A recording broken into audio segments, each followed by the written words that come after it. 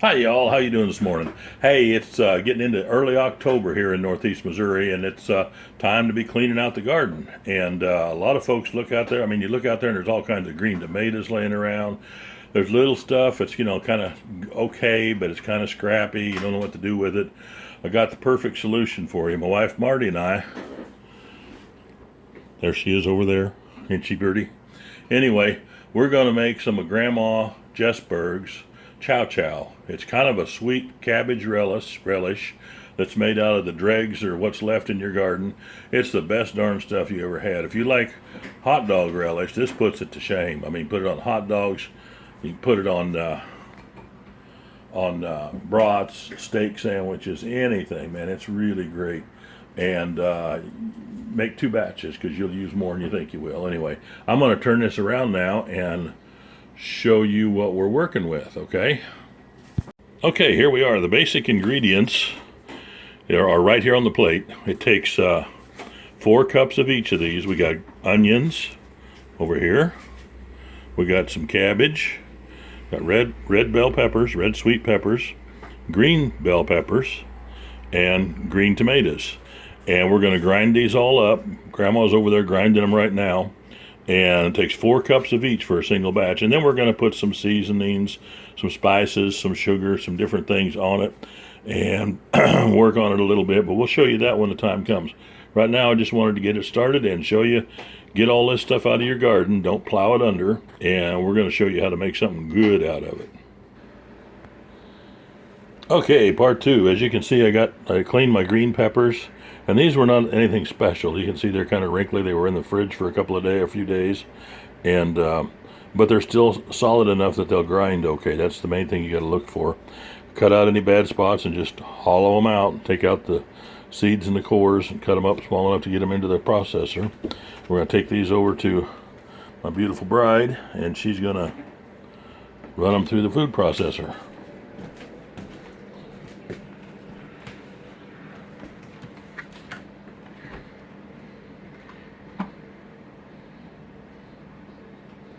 Yeah, that is a good one. Okay, just run her through.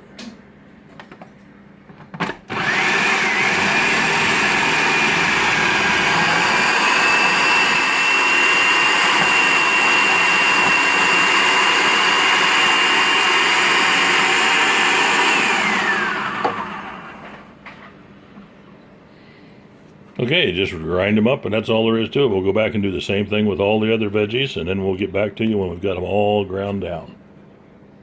Okay, alrighty then. Marty's got all of that stuff ground up. We got the green tomatoes in there, got the cabbage, the onions, green peppers, and the red peppers. We were a little bit short on red peppers, but that don't matter. This is not, this is not rocket science or anything like that. So just give and take a little bit. You're going to stir it all up really good now, and then you put in how much salt, Marty? Half cup. Half a cup of salt. And then we're just going to let it sit for at least 2 hours, 2 to 3 hours. And that will take all of that salt will, of course, it absorbs into it, but it'll also draw a lot of the moisture out of it. So then after that point, we're going to drain it, and then we'll mix in all the other stuff, and we'll get back to you. Okay, there's our veggies all stirred up together. Got the salt in there, and it's just soaking now. And I forgot to say earlier that Marty used the food processor to grind that up. But honestly, if you don't have that, you can use probably a Foley food mill. You can use a shredder. I'm sure that when Grandma made it, I mean, that was before we had power processors. I'm sure she used her old wooden cabbage board that she used for grinding up sauerkraut with. So just anything to get it ground up or shredded up like that will work just fine. Also, forgot to mention earlier, I'll put a brief synopsis, I guess is the word, of this recipe underneath the video down in the description, so you can see all the veggies and how much of everything to put in case you missed something on the video. So we're going to let this set for 2 or 3 hours now. Going to put a lid on it and let it set, and we'll be back then. Okay, we're back. All those veggies have been soaking for about 3 hours now, and my wife's in playing with her new puppy, so I'm going to go ahead and combine these other ingredients here and kind of go over what we got. First thing we got is 2 cups of water.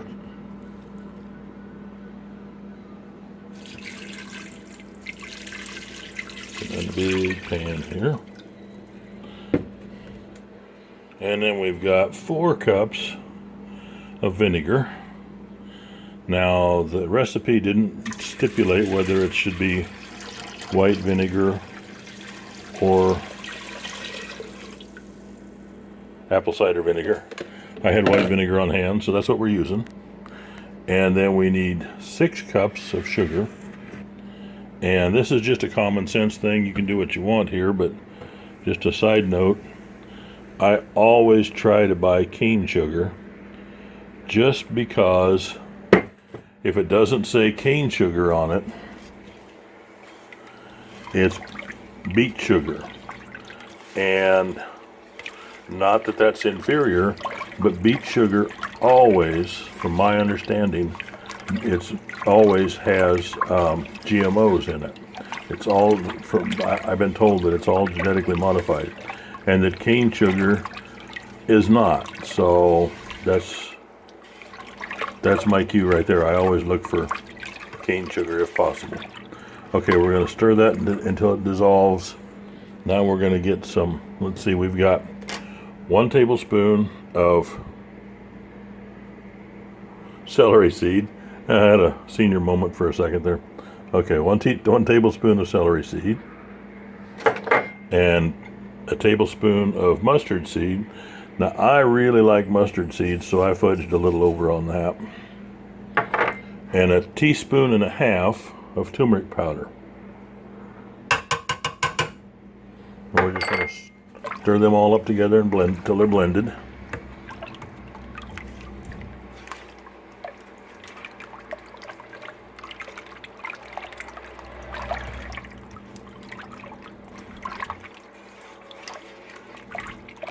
That'll work for now. Now we're going to go over and drain all those veggies. So hang on, here we go. Now we're going to drain. We got this big pan full of veggies and all that stuff. Well, that's all the liquid that the salt pulled out of there. We're going to drain this through the colander, and then we're going to rinse it a little bit. Am I in my own way there, Kimberly? Mm-hmm. Okay, fine.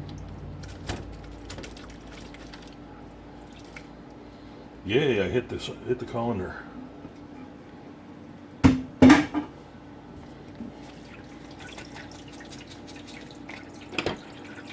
Okay, I'm going to rinse it a little bit. Get some of that excess salt off of it.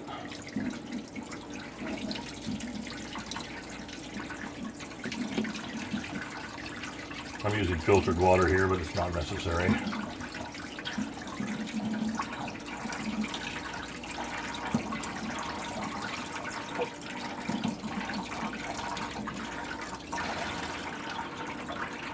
I'm going to squeeze all the liquid I can out of that.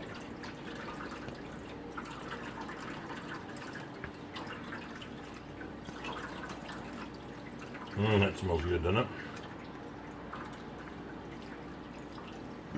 Oh, yeah. Big help, Grandma. Can't smell from here.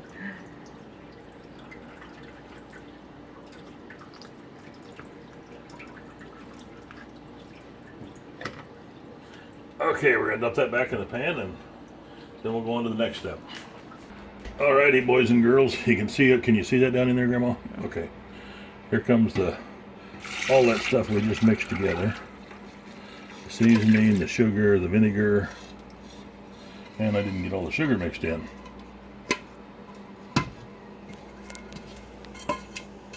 Okay, I'm going to scrape that in there. Then we're going to put it on a low heat, or medium heat.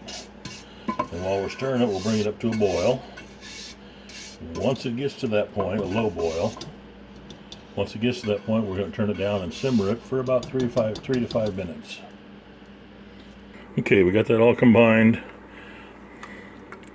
Grandma had to go corral the puppy, so we'll finish this without her. Okay, now I'm going to light the burner. And we're going to do just a low heat. That's way not low.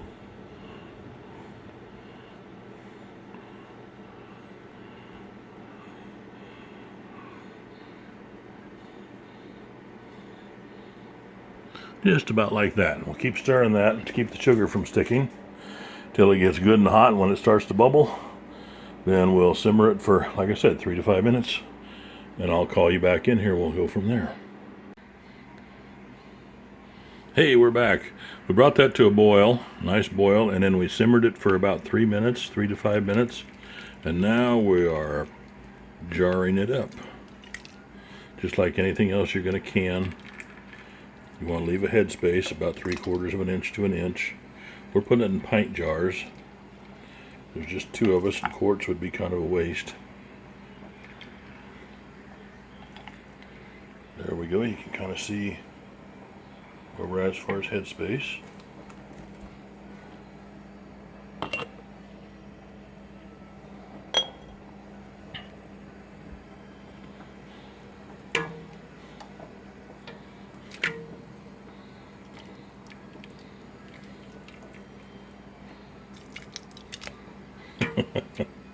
This is kind of hard to record by myself, but you get the idea. Okay, I'm going to finish filling these jars, and then we're going to put it in that water bath over there, and just water bath can it just like you normally would. Bring it up to a boil. Probably going to heat it for about, probably going to boil it for about 5 minutes, and then turn it off and let it sit. It won't take much because the contents is already hot. We got the lids heating back there, so they'll be hot, so it's not going to take much for that to seal. It probably would seal, in fact, just without the water bath, just putting the lids on and screwing them down, but I want to be sure. So we'll get back to you when it's all done. We got them all jarred up. We got the heated cap lids put on, and we got the rings on them and down hand tight. So now we're just going to load them into the canner over here. See if I can make you dizzy moving that fast, huh?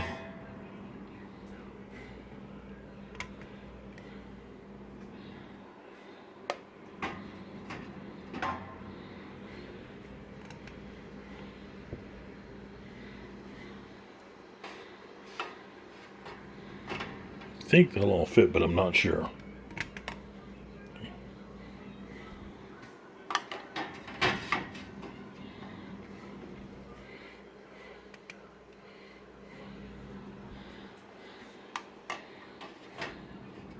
I don't like to double stack. I know a lot of people do that.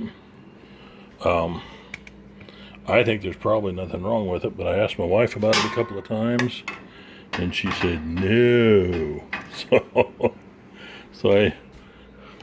She is the veteran canner, so I abide by her advice. And we don't double can nor double stack.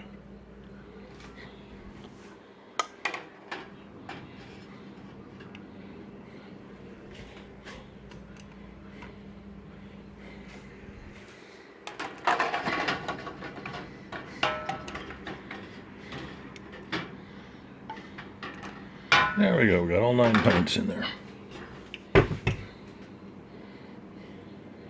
Looking good. I'm going to put a little bit more water. Oh, am I? No, I'm not. You got just about the right amount. Okay, I'm going to light my fire, put the lid on that, bring it to a good full boil, and let her boil for about 5 minutes and shut it off. We'll see you when it's done. They are done. They boiled, full boil for a couple of minutes. And we're going to turn the fire off and let it cool just a little. Now we're just going to pull them out here, let them sit and cool off, and they will be a popping and sealing, and we'll have chow chow till it runs out. Ended up with 9 pints and a sample jar.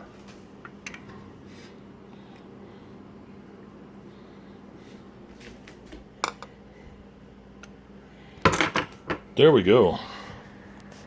May not be the prettiest relish I've ever seen, but that is the best darn stuff you ever tasted on a hot dog or a steak sandwich or anything like that.